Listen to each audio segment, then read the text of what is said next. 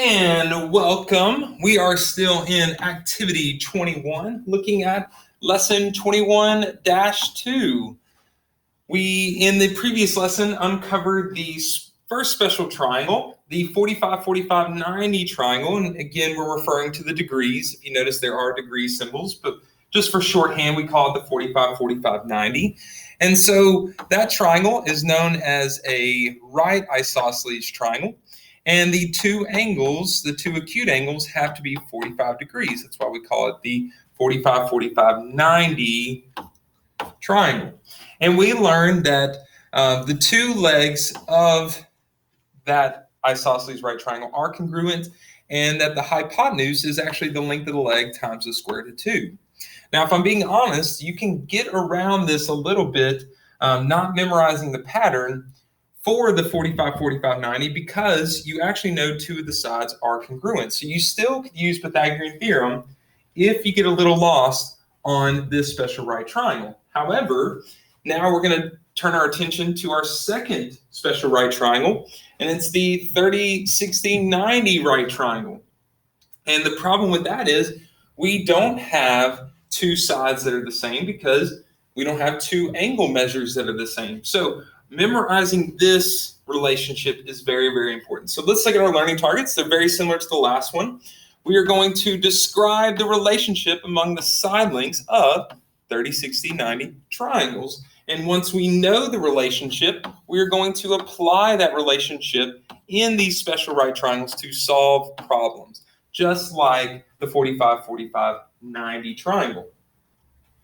Still in our same scenario with our quilts, using those just, of course, to put these special right triangles into some real world context.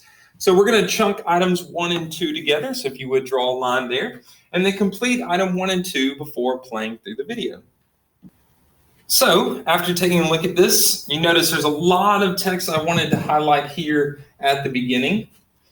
Definitely some important information. We are starting with a hexagon, which is a 6-sided polygon.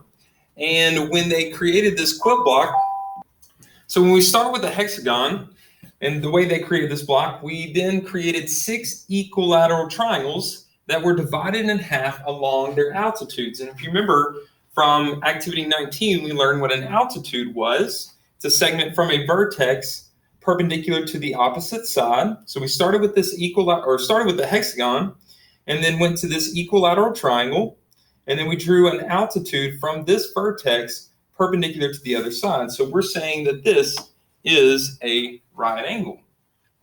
So that's very important here. And then it tells us that the altitude is drawn so that there are 2 congruent triangles that are formed.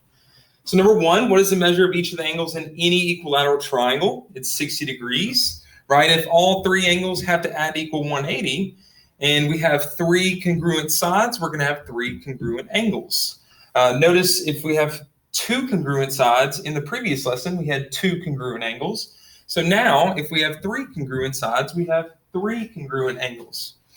And so 180 degrees divided up to 3 congruent angles is 60 degrees. And then 2 says, what are the measures of each of the angles in the smallest triangles in the hexagonal quilt block shown above? Well, we know that we have, because the altitude was drawn, we have a 90-degree angle here. One of the angles is 60 degrees because it's half of an equilateral triangle. And when we drew this altitude up at this vertex, this 60-degree angle was actually divided into 2 congruent 30-degree angles. So that's what I said here. We have a 30, 60, 90 triangle. Now, this smallest triangle is our special right triangle, known as a scalene right triangle. The definition of a scalene right triangle is a triangle with 1 right angle and no congruent sides. I do want to encourage you to think about this definition. It doesn't always have to be this special 30, 60, 90. Definition of scalene right just has to have 1 right angle and no congruent sides. So the other 2 angle measures can be different than 30 degrees and 60 degrees, but this is the special one we're going to focus on. Just like the 45, 45, 90, we have another special right triangle known as the 30, 60, 90. So now as we continue on, we're going to chunk item 3A through C all together here. So pause the video, take a look at what 3 is asking us before playing through. So item 3, we are using this quilt block here to first on A, establish the difference just in clarification. We're going to call one leg the shorter leg and one leg the longer leg.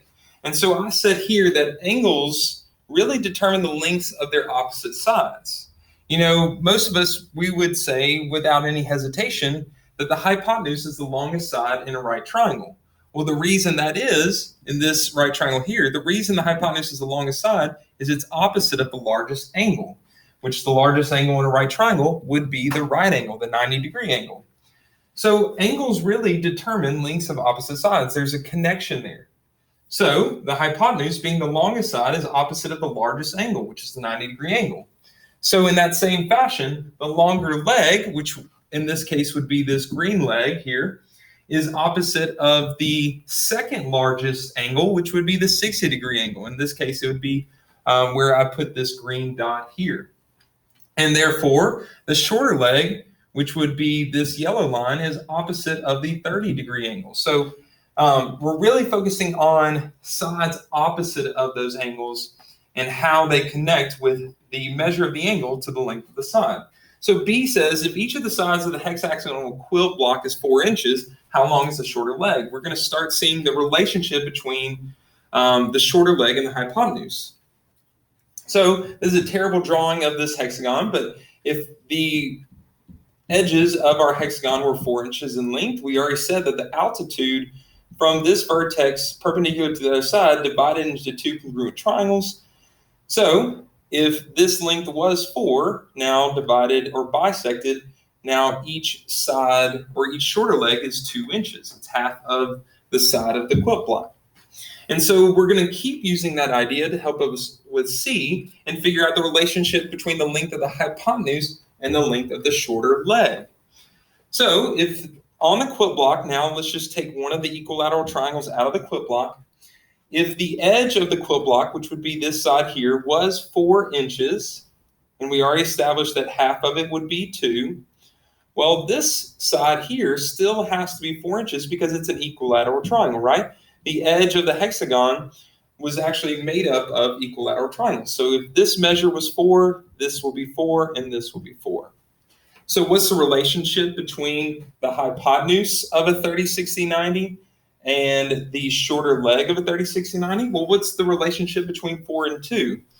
Well, there's actually 2. You could say it's 2 plus more, 2 minus more, but we're really focusing on multiplication, going back to the idea of ratios here. Ratios really hinge on multiplication or division. So we can say that the hypotenuse is twice the length of the shorter leg, or the shorter leg is half the length of the hypotenuse. So in a 30, 60, 90 triangle, probably getting ahead of myself, let me actually draw a 30, 60, 90, not an equilateral. So in a 30, 60, 90, so we'll say this is 30, this is 60. If we know the length of the shorter leg, the hypotenuse is 2 times that. Or the other way, if we know the length of the hypotenuse, half of 2x is x. So we can use that relationship to help us find definitely between the length of the hypotenuse and the shorter leg. So there is a pattern, a relationship between the shorter leg and the hypotenuse. Let's see if we can now figure out another relationship in the 30, 60, 90. So item 4, we're going to look for the patterns between the longer leg. And remember, I understand that the longest side is the hypotenuse, but now in a right triangle, we refer to the 2 sides that create the right angle. We call those legs. So we're looking for a relationship between the longer leg and the other 2 sides by completing the table below and using the Pythagorean theorem. We know the Pythagorean theorem is true. We're using that to figure out what pattern exists. And notice it says write each ratio in simplest radical form. You're giving the exact value here. You're not giving decimals. So we are going to chunk item 4. So take a moment, pause the video, see if you can find these missing measures. Remember, we've already established a connection between the length of the hypotenuse and the shorter leg. So if you have one of the other, Okay, so this is just first off, a great way to apply the Pythagorean theorem, work on the Pythagorean theorem. Recall that the Pythagorean theorem, in its most basic form, the way we say the Pythagorean theorem is a squared plus b squared equals c squared, where c is the hypotenuse and a and b are the legs. So notice there's some freedom here. Whichever, if I give you the length of a leg, it doesn't matter if you plug it in for a or b. As long as you have plugged in c, the hypotenuse, you should be good to go. So as mentioned before, there's already a relationship between the length of the leg and the hypotenuse, or the shorter leg, excuse me, the length of the hypotenuse and the shorter leg. If we know the length of the hypotenuse, the shorter leg is half of it. So if we had 6 for the hypotenuse, the shorter leg is 3. 8 for the hypotenuse, shorter leg is 4. 4 for the hypotenuse, shorter leg is 2. And then we can do that the other way. If I tell you the length of the shorter leg, the hypotenuse is twice that. So 3.5 doubled is 7, and 1 doubled is 2. So now that we have two sides of a right triangle, we use that relationship to help us find the length of the longer leg. And if you notice, I actually skipped this one. This is not the point of this table, for us to get bogged down into decimals and simplifying square roots with decimals. It's to figure out the pattern that's emerging on these 30, 60, 90 triangles. So we'll actually fill in this one once we establish the overall pattern that most of us are noticing in this table.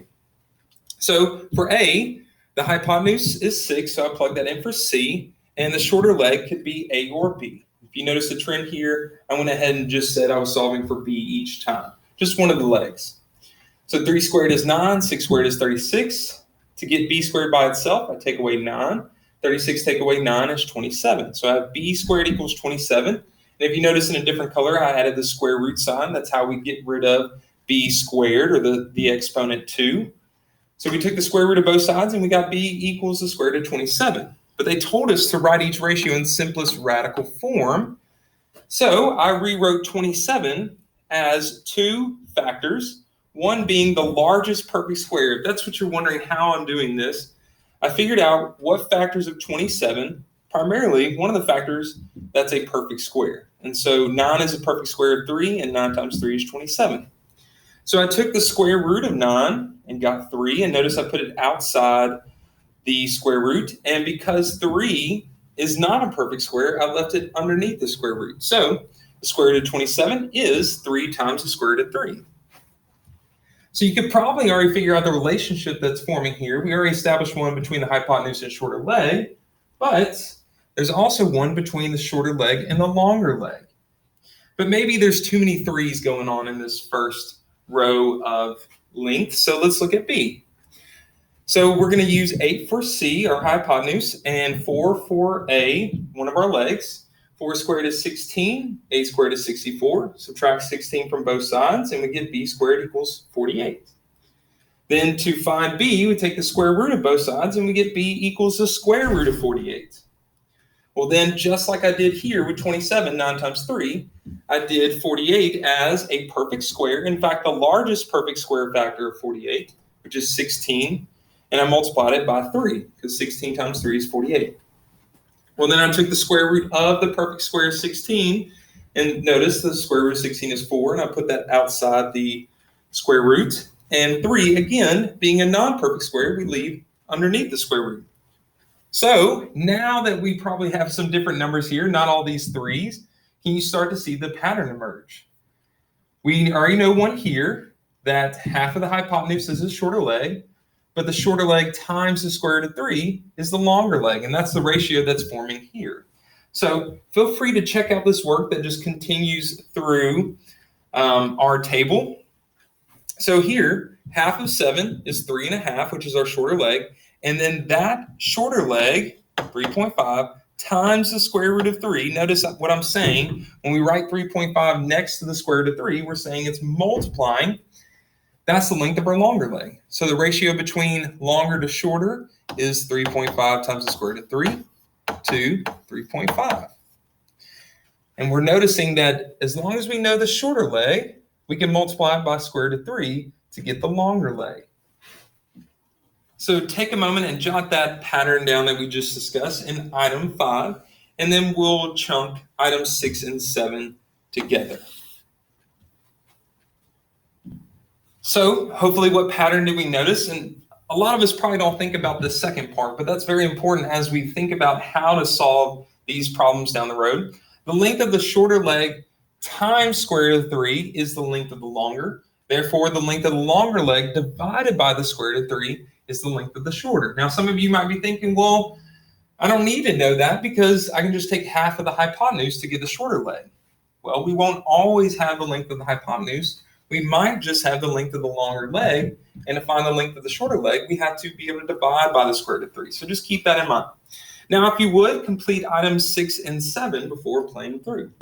So items 6 and 7, they really want us to focus on if we're given the length of the shorter leg, but keep in mind, we might not be given the length of the shorter leg. So we have to do the converse of this. For example, how do we find the length of the longer leg given the shorter leg? Well, we multiply the length of the shorter leg by the square root of 3.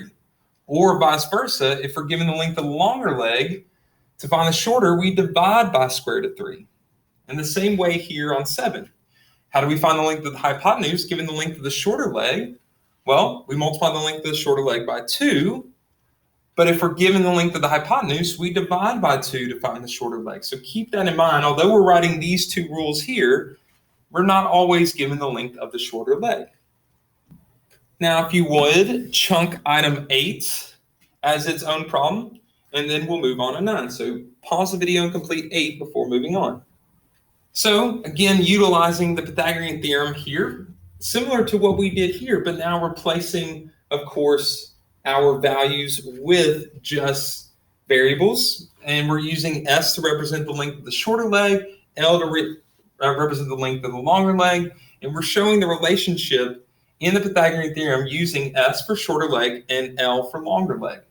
And so one of our legs could be S instead of A, and one of our legs can be L instead of B. But you might have potentially put in C for the hypotenuse, but we already know a relationship between the shorter leg and the hypotenuse. If we know the length of the shorter leg is S, then the length of the hypotenuse is twice that, or 2S. So we have S squared, which is the shorter leg squared, plus the longer leg squared, equal to the hypotenuse squared. Again, the 2S comes from, if the length of the shorter leg is S, then the hypotenuse is 2S, or 2 times S. When we square 2S, this might be a little new to you, we're actually going to square the 2 and the S. So 2 squared is 4, S squared is S squared. And because S squared and 4S squared are like terms because they have the same variable raised to the same power, we're going to subtract S squared from both sides, leaving us with L squared equals 3S squared. We'll take the square root of both sides, and the square root of L squared is L. Therefore, and if that makes sense to you, then the square root of S squared is S. But 3 being a non-perfect square, and that's what these are. These are actually perfect squares. 3 being a non-perfect square, we put back underneath the square root. So the length of the longer leg is the shorter leg times the square root of 3.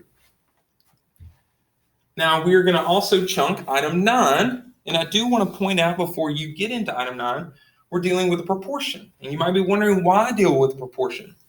Well, they kept using this term here, ratios. And we know that ratios are equal. That's what proportional means. And that corresponding sides of similar triangles are proportional. So if you have a 30, 60, 90 triangle, 30, actually we'll say this other angle at the top is 30, and this is 60. Maybe you have a small 30, 60, 90, then you have a gigantic 30, 60, 90. Well, these two triangles are in fact similar triangles because we have 3 pairs of angles that are congruent using the angle-angle similarity. And so their corresponding sides are proportional, which means we can write proportions as well to find missing sides. What they're largely using is the relationship between the shorter leg, which would have been 1 in this case. We actually use that one here, times the square root of 3 to find the longer leg. That's actually the ratio that they were using in the table. So take a moment, figure out what error is here, if there is one, and if there is one, correct it. Okay, so I love this problem because it gives you another avenue to find an unknown length of in this case, a 30, 60, 90 triangle using proportions, which we studied back in our similar triangles lesson, because any triangle that has 30, 60, 90 degree measures are going to be similar triangles. So their corresponding sides are going to be proportional. And it all goes back to this idea here that we're figuring out a proportion, that the length of the shorter leg times the square root of 3 is our longer leg. So we're really using this most simplified form of the ratio, 1 to the square root of 3. So the key here on writing proportion is that corresponding parts had to be in a proper placement in the proportion. So x being the length of our shorter leg, and let's just remember how I know that, this shorter leg is opposite of the 30-degree angle. So they compare the shorter leg, x, to 5, which would be the longer leg. So in the other ratio, we have to compare the length of the shorter leg to the longer leg, which they didn't do here. Square root of 3 represents the length of the longer leg in the ratio in the table, and 1 is the length of the shorter leg. So we actually had to kind of flip this fraction around so that it's shorter leg to longer, shorter leg to longer. Then we cross multiply. We get 5 equals x times the square root of 3, and this is where we're learning potentially that new math where to find x, we divide both sides by square root of 3, and it will cancel out here.